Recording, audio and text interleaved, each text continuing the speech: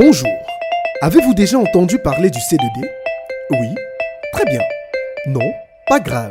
On va tout vous dire sur ce partenariat entre la France et le Cameroun. Installez-vous, c'est parti. Que signifie C2D? Pour commencer, définissons le C2D. Le sigle C2D est l'abréviation de contrat de désendettement et de développement. C'est un mécanisme de remboursement de la dette mis en place par la France en juin 2006 à la suite de l'atteinte par le Cameroun du point d'achèvement de l'initiative Pays pauvres très endettés, PPTE. Comment fonctionne le C2D? En pratique, le Cameroun rembourse sa dette et 15 jours après, la France crédite à son tour le Cameroun du même montant dans un compte logé à la Banque des États de l'Afrique centrale, BEAC. Cet argent mis à la disposition du Cameroun est affecté au financement de projets de développement. Comment sont choisis les secteurs à financer? Les projets à financer sont établis selon les priorités du document stratégique pour la croissance et l'emploi, DSCE.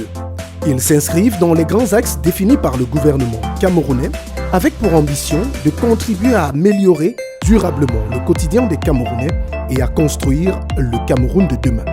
Combien de contrats ont été signés? Au Cameroun, 3 C2D ont été signés à ce jour avec la France. Le premier C2D a été signé le 22 juin 2006 pour une période de 5 ans et pour un montant de 352 milliards de francs CFA, soit près de 538 millions d'euros. Le deuxième C2D, dans la continuité du premier, a été conclu le 1er juillet 2011 pour un montant d'environ 214 milliards de francs CFA, soit plus de 326 millions d'euros.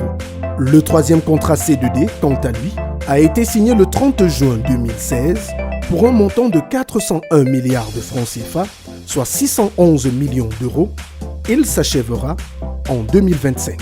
Au terme de ce troisième et dernier C2D, ce sont près de 1000 milliards de francs CFA qui auront été investis dans l'économie camerounaise afin de réduire la pauvreté, d'assurer une meilleure santé des Camerounais, d'améliorer les infrastructures et d'impulser le développement.